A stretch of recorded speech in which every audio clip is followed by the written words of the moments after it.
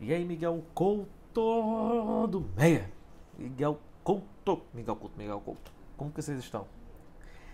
Queridos, vamos lá. A gente está passando por um momento um pouco trivial, né? Então, é, apesar da distância, a gente tem que trabalhar com a palavra confiança, né? Eu não vou pedir para que você mande para mim isso aqui copiado no seu caderno, tá? Até porque cada um tem a sua maneira de estudar.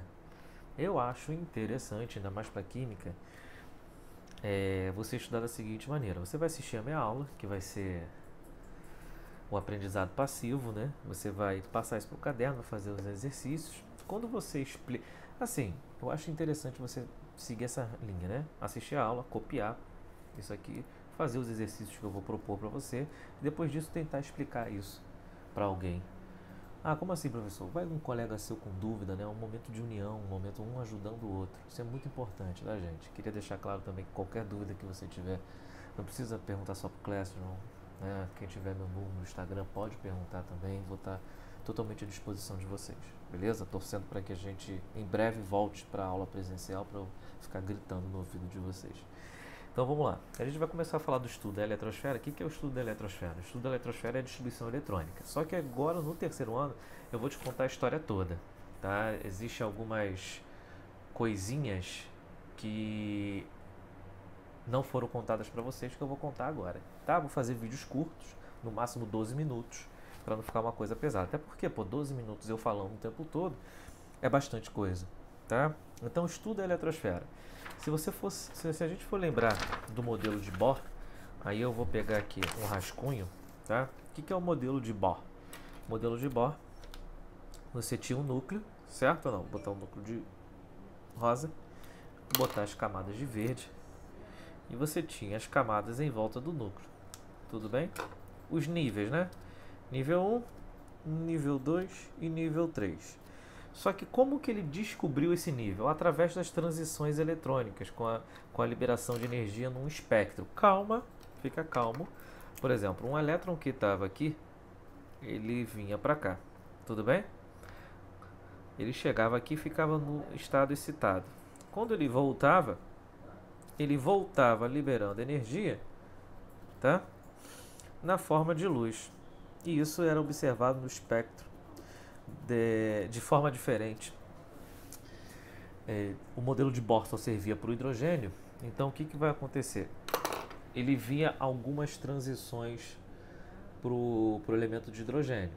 Tá? Então essas transições, como essas transições eram consequências dessa diferença de níveis, ele concluiu que o átomo tinha um núcleo e níveis aonde os elétrons estavam sem ganhar e sem perder energia. Quando ele ganhava energia, né, ele saltava de um nível mais interno para o mais externo.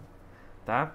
Esses níveis aqui que a gente começa a discutir a distribuição eletrônica. O que é distribuição eletrônica? Lá no nono ano o cara falou para você que é para você localizar o elétron. Não é bem isso, né? Isso é uma maneira bem histórica e como que eu posso colocar? Histórica e introdutória para que você possa entender bem esse assunto, né? No ano eu vou falar, não vou chegar a discutir para vocês isso muito a fundo. Então é localizar o elétron. Aqui, o que a gente vai aprender em distribuição eletrônica? Distribuição eletrônica foi feita para justificar a posição dos elementos na tabela periódica. Só para isso, a distribuição eletrônica só serve para isso. Se você olhar a tabela periódica está disposta de acordo com a distribuição eletrônica. A gente vai ver isso, tá? Então vamos começar. Estudo da eletrosfera. A gente tem 4 números quânticos. A gente vai falar só de 2 porque os outros 3 não caem, não são importantes. Eu vou comentar apenas. Número quântico principal, tá?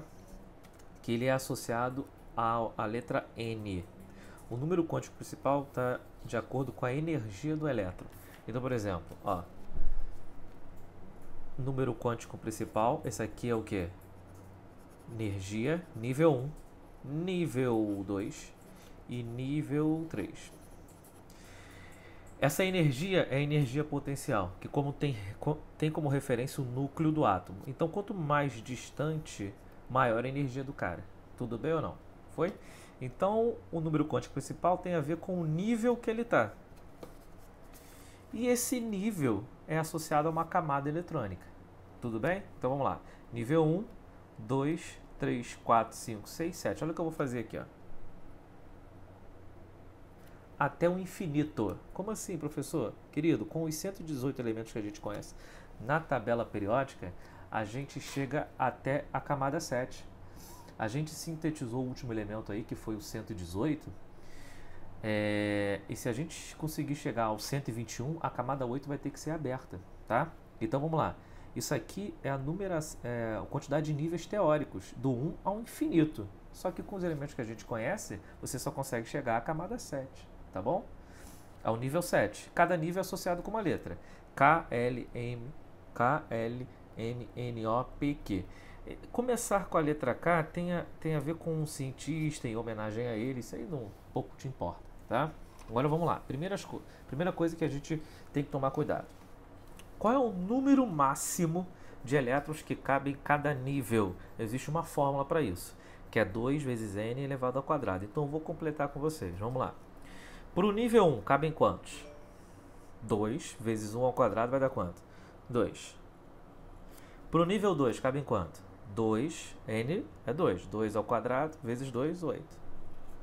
Foi? Aqui, vai. Isso, 18. Aqui vai dar quanto?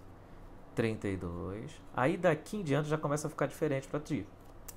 Aqui vai dar 50, né? Aqui vai dar 72. 49 vezes 2, 98. Show? Olha só, isso aqui é a quantidade máxima de elétrons. Aí eu vou fazer uma observação. Você vê, por exemplo, na tua apostila que vem assim, 2, 8, 18, 32. Aí aqui, 32, 18, 8.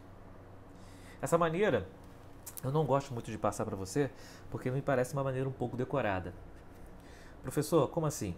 Quando eu falo para você que aqui tem 32 elétrons, eu estou te falando quantos elétrons tem dentro da previsão da quantidade de elementos que a gente possui hoje, em 2020. Agora, qual é o máximo que cabe no nível 5? 50. Com os elementos que a gente tem, a gente consegue chegar a 50? Não, a gente só consegue chegar a 32. Então, por isso que lá aparece 32. Depois 18, depois 8. Foi ou não? Então, olha só, o que eu estou colocando para você é o número máximo que cabe. Show? Aí, vamos fazer a nossa primeira associação com a tabela? Que é essa aqui, ó. Ó, vou pegar aqui para você, ó. Fica um pouco ruim de ver, vou botar aqui. Ah, não, fica ruim de ver. Mas se você olhar no nível 1, no período 1, o período 1 é associado ao nível 1, a gente vai ver. Você só tem dois átomos, esse cara e esse cara aqui, que é o hidrogênio e o hélio. Por que você só tem dois elementos no nível 1? Porque lá só cabem 2 elétrons. Aí se você for para o nível 2, só tem 8 elementos, porque lá tem quantos? Fala. Hã? Tem 8. Sim ou não? E assim por diante, tá, cara? Então, a organização da tabela periódica, ela é consequência da distribuição eletrônica. Ou seja, a distribuição eletrônica serve para você explicar a posição dos elementos na tabela, tá? Então, o primeiro número quântico é o nível, que está associado com o quê? Com a energia do elétron. Beleza? Tudo bem? Show de bola. O segundo número quântico, que seria um número quântico secundário, o que seria o número quântico secundário? Ou azimutal, ele é associado à letra L com os subníveis, e os subníveis você sabe, S, P, D, F, foi?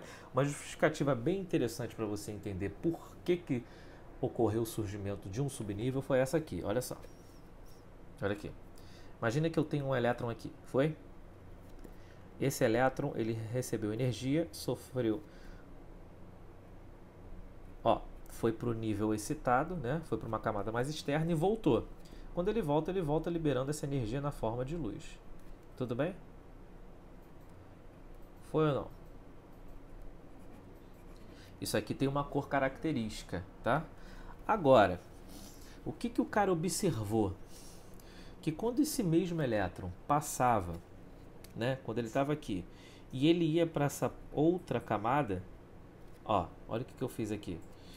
Essa outra camada, ela era dividida em outros níveis. Ou seja, você tinha esse nível aqui, tá? Que continua sendo esse roxo, tá vendo? Essa transição. Só que o que acontecia? Dentro desse nível tinha outras camadas, tinha uma divisão do nível, que seria o subnível. Como que o cara conseguiu provar isso? De novo, o nível ele consegue ver através da transição eletrônica. Então, peraí, o cara estava aqui e veio para cá. Foi? Ou seja, se o cara está aqui, quando ele volta, ele só vai emitir essa cor aqui. Tudo bem? Só que o cara observou que quando ele ia para esse nível, ele emitia essa cor que é correspondente a essa transição, essa e essa. Ou seja, qual a conclusão que ele chegou?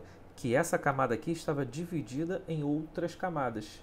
Ou seja, que esse nível estava dividido em outros subníveis. Beleza? Tudo bem ou não?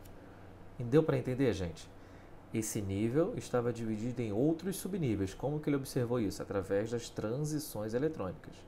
Quais são os subníveis que você conhece? S, P, D, F. E cada subnível fica variando, né? Você tem uma quantidade de subnível de 0 até n-1. Beleza?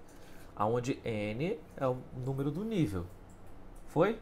A gente volta já já para a gente discutir mais isso.